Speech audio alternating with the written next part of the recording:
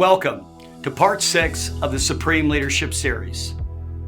Peter Drucker, one of the most celebrated management consultants and leadership authors, famously said, "Culture eats strategy for breakfast." Every leader here today wants to build a championship team. To do so, you need to recruit championship players. You need to keep those players, and you also need to bring out the best in those players.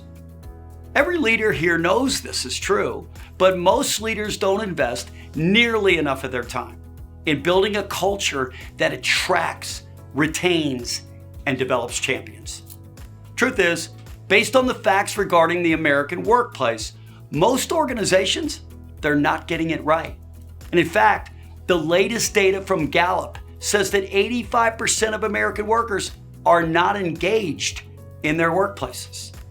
This leads to high employee turnover, low associate engagement, poor customer service, and reduced productivity, and yes, of course, reduced financial profit.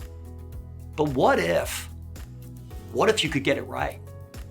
What if you could create a workplace culture that filled the buckets of your associates versus empty their buckets? If you get it right, you could dramatically reduce turnover. You could dramatically increase productivity rates, and you'll dramatically improve your financial profit. This kind of environment attracts the best players. The key, again, to building a championship team. Not only would your business operate better and yield better results, but you also make the world a better place, as spouses, significant others, children, friends, and neighbors would all benefit because your employees would go home fulfilled. Truth is, it can be done. And today we've invited an expert to help us identify exactly what needs to be done to create a championship culture. Our guest has invested the majority of his career studying what the best workplace cultures and leaders do and what they don't do. And he's here to share the wisdom that he's learned. Dan Kessler, welcome to the Supreme Leadership Series. Thank you so much, Pat. I really appreciate the invitation, and couldn't have asked for a better intro in terms of just outlining the importance and value of what we're going to talk about here. So thank you so much. I'm looking forward to spending some time with you and the group here. Well, you've got the secret sauce, my friend. I mean, you have insights to all of this information. And, it's interesting, Dan, that, people graduate in their business lives and they get to have an opportunity potentially to get into leadership. And much of what we're going to talk about today, they don't spend any time understanding, knowing, and therefore they can't intentionally create environments that are ultimately what's best for the business. So hopefully today we'll really kind of discover and help people discover some of the things that they can practically do starting tomorrow to build a better environment. So first of all, tell us about your professional background and what led you down the path to really study the American workplace and the American worker. So my background has really been driven by a couple primary motivations. One is doing work where I find a sense of purpose and a sense of meaning, which not surprisingly is something that we measure and we'll talk about as being a big driver of having that championship culture. But for me, for whatever reason, that has been a personal motivating factor shaping my career choices. Also about wanting to build a healthy, thriving business, wanting to help people grow and achieve their goals. And so I did that work in actually in the nonprofit arena around issues of career development. I did that work with a large global strategic consulting firm, and then about 12 years ago. Found my way to Energage, which is the company behind the Top Workplaces program here, and have just had the true privilege of spending these past dozen years, as you said, working with leaders like yourselves and others who are focused on the value of culture and building that. And it's been just an unbelievable journey. And I think want to reiterate, one of the many things that you shared so eloquently in the intro is that from a purpose and meaning perspective, when we talk about folks' working lives, there's that experience at work, but we all know that it's all connected and that we bring that experience at work into our communities, into our homes. And so when we, there's very concrete benefits, quantitative benefits that we'll unpack here, but the ripple effects of building a winning culture and doing what it takes to make that happen for every individual that you work with is in some ways immeasurable. Awesome. So, when you think about it, most managers / leaders, they have so many problems, not to mention COVID and how to manage all that. So many problems every single day. They get caught up usually in focusing on solving those problems, which we all have to do indeed, but they miss out on a major message. And I was going to say to you that what got me completely invested when I first started running a business was the idea. My oldest son works for us, and so does my younger son today. But when they were first born, 34 and 32 years ago, I thought, where would I want them to work? And what kind of environment would I want them to work in? Because indeed, someday, hopefully, they're going to grow up and get jobs and work.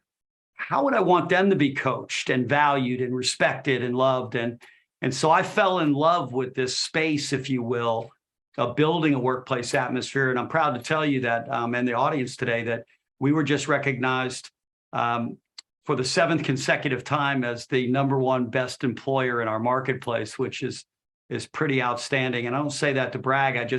Whenever you make something a top priority in your life, you tend to get some traction in getting it done. So let's turn to the audience. Who is Energage, first of all, and what exactly does Energage do? Yeah, so just a high-level overview for the folks here. So always start with our purpose, right? That's where kind of I started our conversation, and fortunately, it's right behind me here, which is that our purpose is to make the world a better place to work together. Admittedly, Pat, that's pretty broad, and so when I try to kind of break down more simply what we do as a business, it is we gather feedback from employees and we turn that into value for our customers.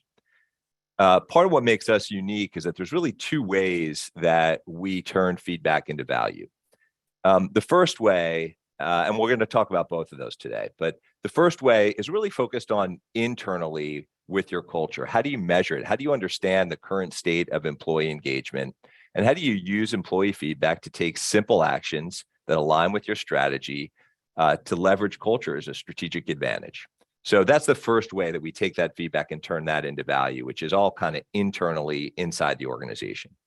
The other thing we do is we take that same feedback and think about it as almost turning it inside out, which is that we allow our customers to really tell the story of their culture. What makes their employer brand unique? What is their employee value proposition? Because who's better to articulate that than the authentic voice of the employee? And you just talked about this and the importance that recognition plays in our business model and in what great employers do, because the reality is, anyone can throw up on their website that we're an employer of choice and people are our greatest asset, right? Like that's easy. What's difficult and what part of what we provide is we quantitatively measure feedback from employees to help us determine who are the top workplaces in a given region in America. And that's kind of in a nutshell our entire business and really what's allowed us to achieve scale in that, we've been able to gather data from over 70,000 organizations, over 25 million employees. In a given year, that'll be about 8,000 organizations, a few million employees. So some of what we'll unpack here is, this isn't just based on data from a few great companies who've cracked the code. This is many, many years of data and many, many leaders like yourselves who have made culture a priority and are seeing the benefits of it. So that's what we do. It's a bit like a recipe that for absolute certain, right? If you have these ingredients in the recipe, you're going to get a predictable outcome. And this just has to do with people. It's interesting because when you mentioned about the concept of profit, and we talk about human resources and about this cavity, if you will, in business. Once upon a time, I was hiring a chief people officer, and I'm interviewing some of the most celebrated people around the country who are, call them HR, leaders, chief people officers, if you will. And I asked them, what's the number one best thing you've ever done since you've been in this career path? And the number one answer was, we've been sued so few times. And I was like, is that the best? Is that what you hoped for? I mean, I was hoping that I was going to hear these things about launching people's careers and developing people so they were so much better people in the aftermath. And I asked every one of them, do you report to the CEO? And less than half of them reported to the CEO, but every CFO who runs finance reports to the CEO. So it's got to be intentional is the point. Organizations and leaders have to care about this enough that they will actually focus in it. And so tell me and our audience today, tell us why we should care beyond the human heart. Tell us the specific results. Tell us what we're going to get, Dan. So let me give you a couple things on that, because there's a lot in just a lot of insight into what you just shared. So one, and I'll get to the specific question about what you're going to get, but the point is that you're going to have a culture. Once you've got more than one person working with another human being, let alone hundreds or thousands, a culture is going to exist, right? So there's kind of this decision that we as leaders have to make, which is, do we want to have essentially an accidental culture and just sort of let it happen because it's going to be there? Or to use your words, which resonate deeply with us, are you going to be intentional about your culture? So obviously we have an answer, you have an answer.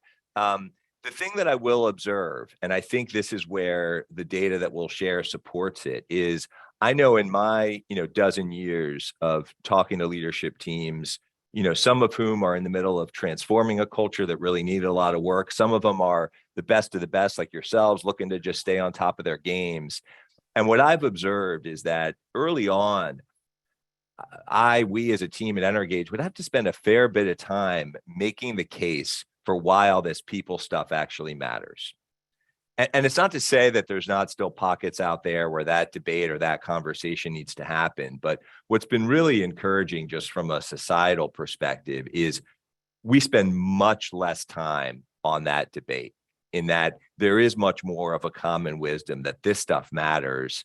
And now the question is, so what do we do about it? Now, that said, your fundamental point is, so why does this stuff matter beyond just because it's the right thing to do and we want to treat people well and with dignity and respect? And, you talked about Gallup and others, many studies out there that show you get, 6 times the productivity when you have a highly engaged workforce. You can, reduce your employee turnover. And obviously you can do all the simple math on, the cost of turning over one employee. What we've looked at ourselves at Energage, because of our Top Workplaces program and the breadth of organizations that we gather feedback from, we have data from over 400 public companies. So we kind of took a look and said, all right, well, from a total shareholder return basis, let's get to brass tacks, right? Total shareholder return basis for these public companies, those of whom that are top workplaces that have kind of met our standard and earned that distinction, how do they perform against the market? And strip out all the industry biases, all the other things. And what we found is year over year, companies with great cultures are outperforming the S&P 500 by about 5% a year. And that's, again, it's been maybe 3 to 5%. That is significant. If you compound that over a long period of time. You got it. So, I mean, so what we're talking about here, and again, there's lots of different ways to look at that ROI, and we do look at that retention. ROI is another big one. Again, you just think about the cost of that single employee, but we also want to start just at a macro data here, macro level here in terms of the data that we're seeing. And so, we believe that, what is at stake here is significant. And the final piece is that it's also about a sustainable advantage. So I think this is maybe just another important point to lay out here, which is, the way the world is going, the pace of technology, the pace of globalization, the way information flows, there are very few long-term sources of a sustainable competitive advantage. And I think, again, our position, and I think many other thought leaders in this space are basically concluding that there's really only one remaining source of a sustainable competitive advantage that you have, and that's your culture. Culture eats strategy for breakfast, right? So, and we would say, yeah, we love the Drucker quote because our corollary is culture eats strategy for breakfast, lunch, and dinner. All day, every day. I love it. So, when I first started doing this like 30 years ago, people, in the business world called me soft. Oh, that's neat. That's really kind of you. I'm like, are you kidding me? Of course it's kind of me. But this is the greatest, most powerful advantage an organization could ever have. And to your point, the internet made the world flat. Everything is able to be accessed now and included what you're doing strategically, product and otherwise, and anyone could copy those things. But what is not able to be copied is the culture that is developed. I think one of the things is that most people are motivated in leadership or management by financial profit. And if that's your number one idea, number one priority, I tell people all the time, put that on your business card and see how your customers like hearing that your number one priority is to make a financial profit. The way I look at it is we all need to make profits as businesses, but the way to make the most profit is profit the people that show up, that build the business every single day. Have them feel valued, respected, loved, cared for, and they will unlock not only the profit in themselves for your benefit, but the financial profit itself as well. So let's move on. I want to ask about engaged, not engaged, actively disengaged. Tell us some of the terms that you all use to describe a workplace in terms of the buckets of associates, and what does it mean?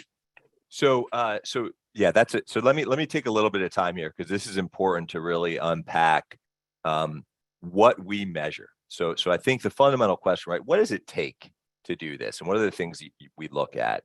And this is something that we've evolved over the years. We're continually tweaking and refining to put a point on exactly that question, which is, what is it that drives engagement, and what does it mean to be actively engaged or disengaged or all these things? And so the starting point is to remember that engagement in and of itself is an outcome, is the output.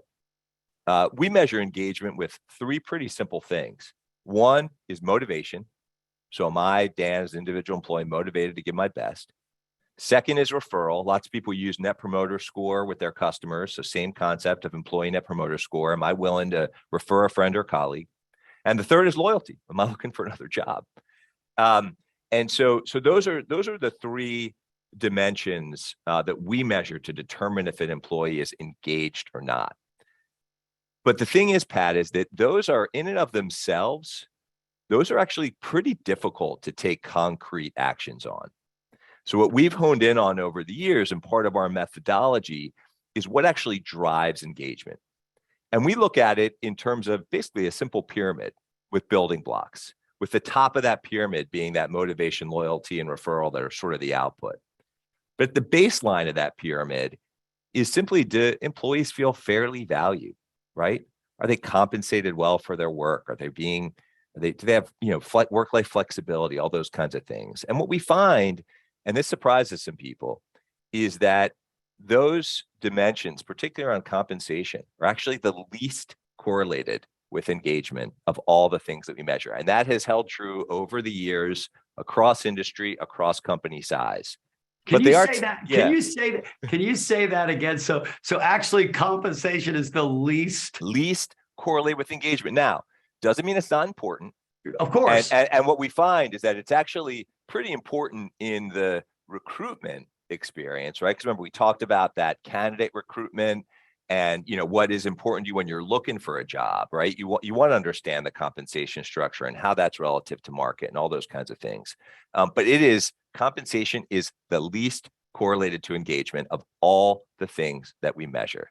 And it often comes down to what we often see is it's much more about understanding what your strategy is around compensation and communicating that, right? Do we pay at market, above market? Do our employees understand how we make decisions on compensation? But that is all table stakes, right?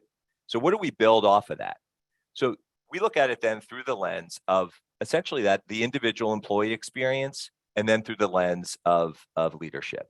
So for the individual employee, there's really a couple dimensions that are important. One is, and we've used some of these words already, which is, do I as an individual employee feel respected and supported, right? Is this an inclusive environment where we're open to new ideas, where I feel genuinely appreciated? So that's kind of one side of the employee experience. The other side is about growth. Am I enabled to grow as an individual employee? Am I getting trained? Is my manager helping me learn in the day-to-day? Can I reach my full potential at this organization? And so that's really all about, right, Pat, that individual employee experience, right? Certainly managers are going to influence that pretty significantly, but you see that through the lens of the employee. You work your way up the pyramid, and then we get to the things that often executive teams and that kind of next line of leaders can control. And again, two pretty simple dimensions to it. One is fundamentally around alignment, which is, is there a shared belief in where this organization is headed? Do we have a strong sense of values? Is there that sense of meaning and purpose in the work? And as we've seen many times, and as I'm sure you know, if that executive team isn't clear on where they're going, isn't aligned on where they're trying to take the organization, that cascades through the company real quick. So that's one side. And obviously leaders and executives have a lot of control over that. Second side of it is honestly just around execution and getting the work done in the day-to-day, which again comes down to a few things. It comes down fundamentally to how do we communicate? And we look at that both communicating up. So, do I as a senior leader understand what's really happening at the organization, as well as then communication down, meaning, as a frontline employee, am I getting well informed about decisions that impact my job? Second kind of element, or third element, I should say, of the communication piece is how are we collaborating across departmentally? And just is it easy to get stuff done? Like, when you're in those situations where there just feels like there's so much goo involved, for to use a technical term, to get the work done, right? Is it just easy for us to work together and get the work done? And again, those are all things that, the individual employee certainly has influence over. But when you think about alignment, values, sense of meaning, how communication works, that's where you're really looking at the strength and cohesiveness of that executive team and then the leaders that flow down. And all of that is then driving those three dimensions of engagement. And that's where you get back to the studies that we were talking about, Pat, that correlate that, highly engaged employee who's motivated, who's going to refer their friends and colleagues, who's not even thinking about another job because they're so dialed into what they're doing. Those are all the things that drive that, which are all, again, very actionable. So that's a lot. So I should take a breath. No. If you get it right, you get all kinds of long-term benefits, employee retention, multiple value on productivity, more profit. Who wouldn't want to get it right? Right. But then we hear terms like great resignation, and we hear terms like quiet quitting. I mean, these are terms I've never heard in my entire career. And now they're out in the marketplace as kind of a common understanding. I had to look up quiet quitting over the weekend because I was like, hey, I'm coming to do this program. I don't even know what that is, but we're going to get to that in just a second. Okay, I was going to say, I'm happy to go there whenever you say, we're going to ask you to go. enlighten us on this so that we can all leave today. But it's fascinating because when you were talking, I was thinking that there's several things that we do as an organization. I offer this to the audience today. We do a all hands call once a month that I host, where we do kind of an update for our industry, an update on our company within the context of the industry, and then very specifically, what are we doing performance-wise and what are we doing different? And every single individual in the organization knows how their contribution then connects to the success of Supreme against the success of the industry. And of course, in the big picture, they know how they exist. And I've always found that people, they want to know individually what they're responsible for. and they want to know that objectively you'll measure that what they're responsible for, so that when they do a great job, you'll be able to affirm them for doing great work. And when they don't, you'll be there to help coach them, ask them if there's some things that you can help them with so that they can actually get to be more successful in what they do. That's one of the things that I've found. Our corporate scoreboard, if you will, which we report in our all hands call, is associate satisfaction first, customer satisfaction second, and then productivity by individual group.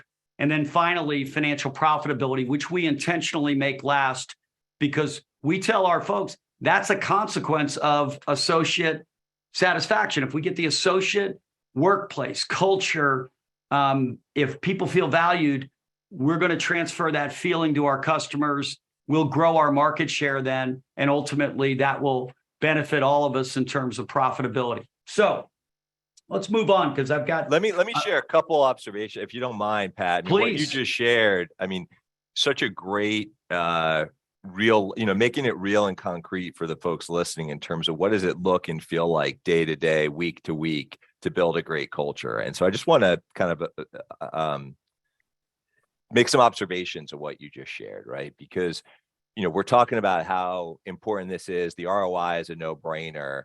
One of the things we always say is, if this stuff was easy, okay, we wouldn't be in business. All right. And if it was just, I'll work on our culture on, the first Tuesday of the month.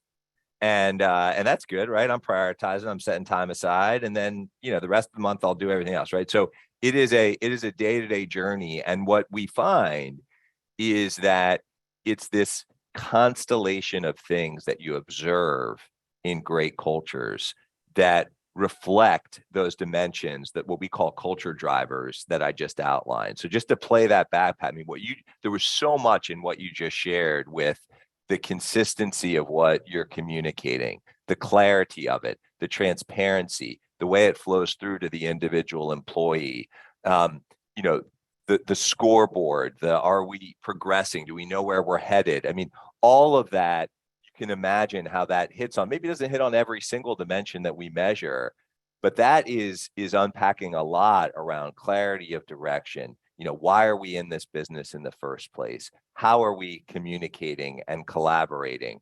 And what do I need to do as an individual employee? So again, those are the types of things, right? The specifics of the raw material is going to look different based on specific business, specific industry, stage you're in, all those kinds of dynamics.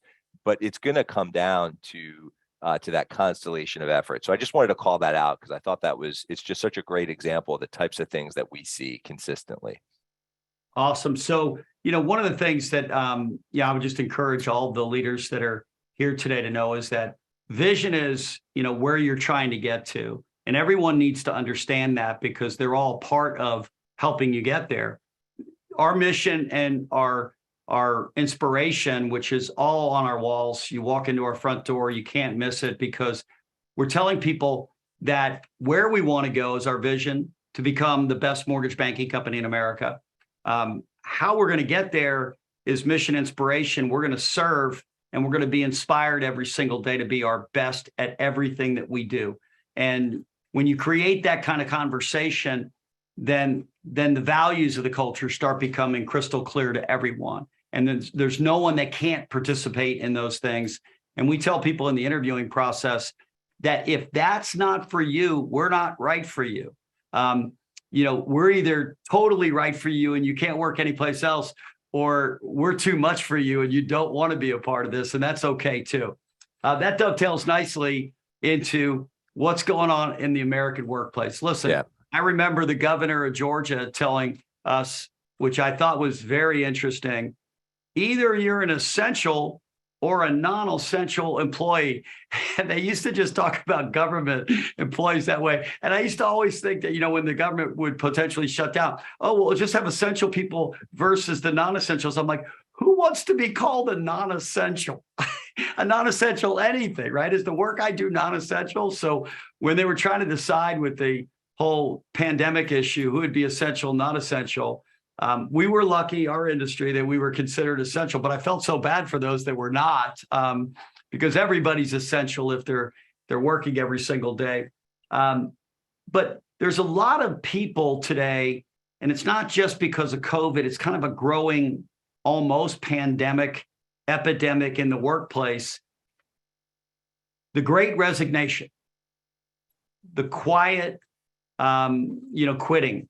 Tell us what they are. Tell us what Great Resignation is, and Yeah. then tell us. So a couple. Let me share a couple of things on that, and some of this may be. Let's start with the Great Resignation, and I want to share just some data and a bit of a story in terms of what we observed in our data in March and April of 2020, and it kind of leads to the Great Resignation and where we are today, and then what we're seeing out ahead. And so when the pandemic first kind of hit, and there was so much uncertainty in the environment, and essential and non-essential, and all these things were going on. Like everybody else, we were just trying to be helpful and serve and do all we could. And so I was spending a lot of my time on the phone with leaders like yourselves, just understanding what you were doing. And when we went back and looked at the data, what I would have assumed is that during that time of true crisis, true uncertainty, employee engagement would have just hit the floor, right? Would have gone way down because there was so much uncertainty in the world. And then we looked at the data and we saw the exact opposite, which is that in March and April of 2020, employee engagement spiked. And we sat there and we thought about it. And I started reflecting on all these conversations I was having. And what was I hearing from leaders about what they were doing? Well, we're having more frequent all hands. We're communicating more. We're just being as transparent as we possibly can. We're just trying to treat each other like human beings and just get through this thing and roll up our sleeves and keep the business going. And what occurred to us is that all the things that folks were doing during that time of crisis, and by no means are we suggesting we want to go back to that specific time, but what we observed is what it takes to build a great culture. And so part of what we believe happened, and admittedly, this is maybe a little bit more speculative on the trend of the Great Resignation, is a bit of it was as things kind of settled back in and we kind of returned back to our more normal ways of doing things. Yes, we had a hot economy, all these kinds of things going on, but that's part of what led to this Great Resignation. And the sense of burnout is that we got a taste of what it felt like to be fully connected, to be fully engaged. And when that slipped away, it got everybody thinking in different ways. This notion of quiet quitting, just briefly, Pat, is one that we've been chuckling about a little internally, because from our perspective, it's like, it's nice, right? Two Q words going together. It's a lovely alliteration.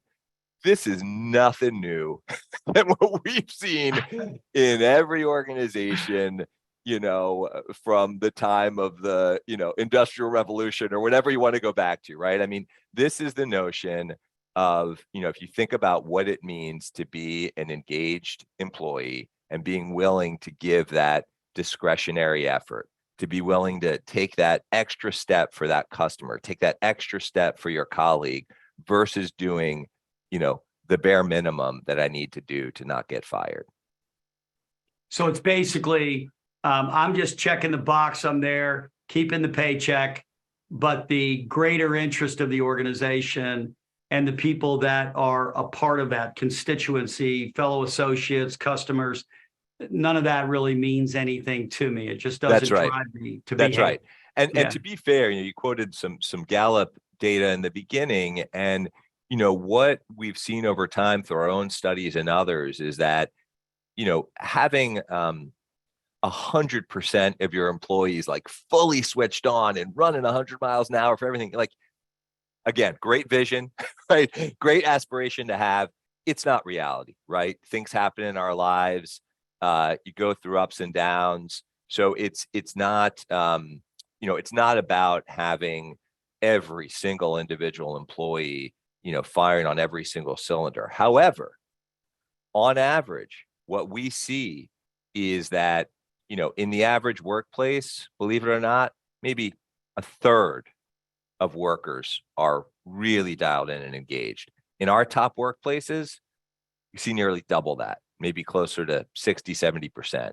In the very best of the best, maybe triple that. You'll see close to 90% engagement.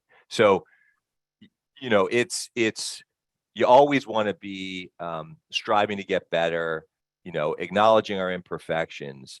But there are material, quantifiable differences in employee engagement levels from organizations that are doing these things, that are making, all these culture drivers that we talked about, that are focused on those and putting them into the day-to-day operating cadences and rhythms of the business versus those that aren't. Yeah, I see this when the survey comes back every year. And by the way, our audience should know that it's completely anonymous. So when it goes Correct. out, Yes. when it goes out to our folks, the answers to the questions, I have no idea who's answering and how they're answering, and any comments they're making, I have no idea who and what.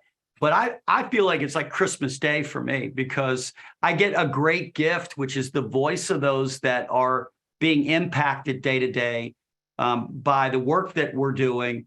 And I know they're the most important and most valuable part of our organization, that is the people. And so their voice back to me, even if it's critical, their voice is so beneficial, because it helps me and my leadership team adjust the sails of our business so that we can, the changes that affect all of us, COVID, the changes that affect all of us, virtual, the changes that affect all of us, the economy and the ups and downs, that we can register that in terms of feedback, compare to year before, and then make adjustments so that we can do the very best for our folks. And the one thing I just want to remind everyone, these are real human beings with real lives and real families. And I've always thought, I want their kids someday to grow up and to be grateful that we were intentional about creating a workplace environment, because we spend more time at work than we do with our family. And the idea that you're spending time with people doing something, when that work is done for the day, you're either going to be the best significant other, the best spouse, best parent, or you'll be something less of that. And my goodness gracious, I think we can all do both. We can both be fabulous with our people that we're engaged with every single day, and that would lead them to be better at life, make the world a better place, and you can make a profit. Let me jump in there, Pat, because go ahead. Again, you're dropping knowledge here left and right. So I want to make sure folks here are picking this up, because where you started was pretty profound, which is this notion that this gift you get when your employees take the time to share feedback, constructive or otherwise. And that is a very enlightened place that you've gotten to. And my guess, and maybe I'm wrong here, but my guess is maybe it took you some time to get there, right? Maybe earlier in your career, you read some of those zinger feedback, and, because you're a human being, your initial response was, well, why are they saying that? They don't know this. And oh my gosh, I'm working so hard here, and all these kinds of things. And so, we're all human beings, and hearing constructive feedback can be difficult. And so we see this literally all day, every day. Occasionally the enlightened leader like Pat, who says, bring it on, I can't wait. But there's a couple things that are just important to call out. One is that if you're not giving your employees a formal outlet to share their concerns, do you think that means that they're not thinking those things and talking to each other about those things? I think we know the answer to that rhetorical question. So, because often it's like, well, we don't want to ask because we're not ready to do anything with it, or it's not the right time. Well, those concerns are out there. And the thing that we observe over and over again, this gets into kind of the more just, it sounds so simple, but the things that you need to do is it's like a muscle, right? This muscle of inviting feedback, listening to that feedback, and taking what are often, you know, simple actions as a result is simply an organizational muscle that we see our top workplaces continue to cultivate and build. And Pat, maybe you can kind of share your perspective on this, but it's actually rarely some like huge transformative, change that you need to do based on the feedback. And there are organizations where we need to reset the mission and rethink the values and all these kinds of things. There's moments in time in an organization's maturity where that makes sense. But more often than not, it's simply about this ongoing dialogue. And there's no expectation from any reasonable employee that you're going to take every single piece of constructive feedback that they have and solve it tomorrow, right? That's just, it's totally unreasonable, right? We know we need to run a business here. So it's just, again, there's a lot in what you said there, Pat. And just part of that, simple rinse and repeat cycle of, we genuinely want to know what people think. We listen, we take some actions, we communicate it back, we thank people for their feedback, and then we just keep doing it. And I think that's a discipline at, again, a cadence and a frequency that makes sense for your individual organization.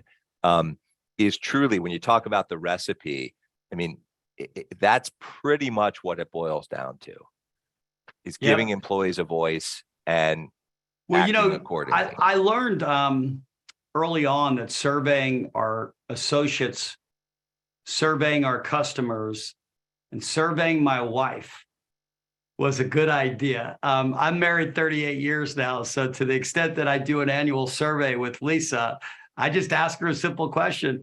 If I want to be the best husband in the universe, what's left for me to do? And she's got a list, and it's great. And I guess that helped me from a humility standpoint early on with my associates, because Lisa's, well, let's just say she'll tell you, right? But if you really want to build a best place to work, and those, as we now know, are not only better for mankind, but they also make more money. I mean, the reality is there's no good reason not to do it, because all of the data tells us that all of the benefits inure back to the employer and to the employee, right? And so there's just so many good reasons to do it. So let's talk about a couple of questions. Like, sure, just give us 3 or 4 questions that are on the survey that you think are important, so that people get an idea of what people that are working in our organization or their organization, that what they would get asked. So I'll give you a few, and we can just talk about, some of the why behind them. And we've alluded to some of these, but we'll go a little bit deeper. So one is, I feel genuinely appreciated at this company. Now, our statements are very simple. Every individual associate or employee responds on a 0 to 7 scale. 0 is strongly disagree. 7 is strongly agree. And you would be, shocked at both quantitatively and qualitatively what comes out of a simple question like that. And part of what we do, not to go too deep into our methodology, but, we evaluate top workplaces purely on quantitative data, but we also capture qualitative comments, as you alluded to, and that's data too. And so what we do is, when we ask follow-up questions for open-ended text, we started out early on in the company saying, what do you like about Supreme Lending and what could be better, right? So what did everybody say? What do I like about Supreme Lending? The people. What could be better? Pay me more. We didn't find that super insightful or helpful. So what we've built is, we will dynamically ask follow-up questions about those statements that you felt most strongly about as an individual employee. And we'll use the appreciation one as an example. So let's say I strongly agree with feeling appreciated, right? We're going to ask you, what is your manager doing? What's happening? Tell us in the day-to-day, what's that actually look and sound like, so that Pat, you and the team can understand, if there's a department that maybe is feeling less appreciation for some reason, what's that great department doing? On the flip side, if I'm, I'm just not feeling that appreciation, what would make you feel more appreciated? Because that's different for different people. So what is it? What are the ingredients there that are missing? Because certainly your manager is not waking up every day saying, how can I be less appreciative of my employees today? Let me think about the things I can do. So that's one statement, right? The other one, I think we've touched on this one a bit, but I do think and these are just to be clear, I'm calling out the ones that we see most highly correlated with engagement. Right? We talked about compensation and benefits being on the lower end. And we alluded to this, and you shared some examples of how you bring it to life, which is, I believe this company is going in the right direction. I believe this company is going in the right direction. Now, you unpack that one. Do I understand what direction this company is going? And has anybody explained it to me, is point one. And then two is, if it's been explained to me, then do I agree with it? And when we dig underneath that one, we find it's typically one or the other. And believe it or not, it's often just I don't know. Like your point, Pat, of every individual knowing why they're doing what they're doing and how it ties into the goal. I guarantee you those employees know where you're taking the company. So that's direction. Yeah. And Go ahead, Pat. Go ahead. It's interesting that you picked that, because I was thinking while you were talking that when we get in the car, all of us today, and we go someplace other than where we currently are, we never just randomly drive. We all want to know that there's a destination we're trying to get to home, to a specific restaurant, to a business appointment with someone. And so it's important that we have, as humans, that there's destiny, that there's an intentional destiny. So to the extent that our people want to know and need to know where we're going, I'm signed up for this thing called Supreme. They want to know where we're going, where we're trying to get to. And indeed, if they want to help you get there, they have to know where we're going to be able to help you get there. I often ask people the question, Dan, which is, so you run a business, yes. What's the most important part of your business? And people stop because they don't want to answer wrong. They go, people. And I go, well, when you have your awards, do you ever celebrate people or do you celebrate revenue? Like who produced the most stuff? Because there's a whole lot of other people that are contributing something to help them produce the most stuff, who usually are sitting in the audience wondering, when will I ever be recognized for what I do, right? So I would just encourage everyone out there today to do a couple things. First of all, if you don't know what your turnover rate is, go find out. If you don't know what your productivity per person rate is, go find out, because you want those things in comparison to your industry, and certainly you want them to be better. And here's the good news. If it isn't, we can get you access to my friends at Energage, and they'll give you a lot of details about the things you need to do specifically better so you can get to those outcomes. So last question before we get to the audience and let them ask some questions. What specific advice? We're in this world, Great Resignation. We're in this world, virtual. We're in this world. My wife, by the way, on the virtual topic, because we've still not required people to come back to our office, our main location, our factory, if you will, here in Alpharetta, Georgia. And my wife, because we have 15,000 square feet, said, well, what are we going to do with this facility? I said, I don't know. Maybe we'll make a bowling alley. And then they'll come and bowl for free, and that'll help our associates' satisfaction. We haven't, because our folks, in talking to them, and I've spent a lot of time talking to them, a lot of them have found themselves to be just as productive or more productive, staying out of Atlanta traffic and doing this, that, and the other thing. And because we have good measures in place, we found that as long as we don't see a deterioration in our productivity and otherwise, we're going to try to listen closely. But what advice? Can I share? Sorry, Pat. Can I share Please. some real quick data on that point? Because I think I know a lot of people are thinking about that right now, and I promise I'll do my best to be brief. Which is, we ask every employee that we survey about essentially their remote working status. They have 4 options, right? Fully on site, mostly on site, fully remote, mostly remote. That's it. Those are the 4 categories. And again, what we found in the data was sort of like totally counterintuitive when we first looked at it, and then it kind of clicked, which is if you take an industry that is like marketing and PR, right? That is very friendly to people working remotely. What we found is that employees who were mostly on site were actually more highly engaged than those who were mostly remote. Weird. Okay. Then you flip to healthcare, right? My wife is a healthcare provider. Not a lot of option for her as a nurse midwife to do that job remotely. Just not really going to do the trick. And what we found in healthcare is that employees who were mostly remote, much more highly engaged than those who were mostly or fully on site. And I think that if I try to boil it all down, it aligns to exactly what you're saying, which is obviously different industries have different needs and different, abilities to have a remote working environment. Ultimately, what it's about me as an employee having some sense of voice and choice in how and where I do my work.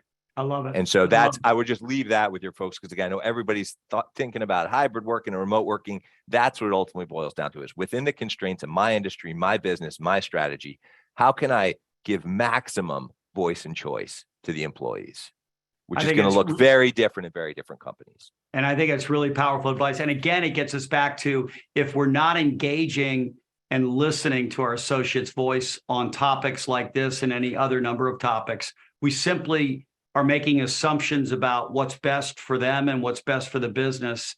And if we want our turnover rates to be industry low, which we all do, and our productivity to be industry high, which we all do, if we don't have the voice of the most powerful person in the organization, which is the people that work here, to tell us what to do that's going to yield better results, we're simply not going to be able to get there. One piece of advice, with all the stuff that's going on in the world today, that based on all the data that you and your folks have, one piece of advice you'd give leaders that are here with us today, and then we'll take some questions. Sure. So this is going to sound overly simple, but I think it's really fundamental and embedded in everything that we're doing and everything that we see in our data, which is, at the end of the day, our job as leaders is to listen. To listen. Less talking, more listening. And again, we can do that at scale, which is what we do in terms of, the survey instruments and things like that. But fundamentally, that's a behavior and a pattern that we observe more often than not, is leaders who understand the power of listening to all the feedback and all the input coming in are those who are going to be able to build those championship cultures. Awesome. Great. Thank you for offering that to us. And one of the things that I want the audience to know, you don't have to formally participate in these survey processes to participate in the process, right? Correct. You can get access to Energage, and you can actually do this even if you're not vying for the best place to work or top workplace, respectively. You can still do this just as an exercise for your organization. And if nothing else, you'll get a current status, which that's right. I can't help but believe, in the world of great resignations and quiet quitting, why anybody wouldn't want to know what their people are thinking.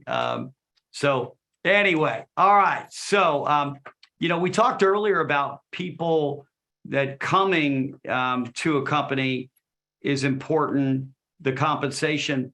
Most people think that the reason why productive people leave is because of compensation. What I found is that, first of all, we're blessed. We have very, very little turnover. We have about a 3% turnover rate. The reason that people tell you they leave sometimes is true, but it's not really true that people leave because of compensation, is it? No, not at all. And what we find, so a couple of comments on that, is we actually have found that companies actually have to pay people more to work in not great cultures. You actually have to pay people more to stay in not great cultures. When people are loving what they're doing, loving who they're doing it with, they're willing to do that for less money. all kinds of data and studies out there that support that.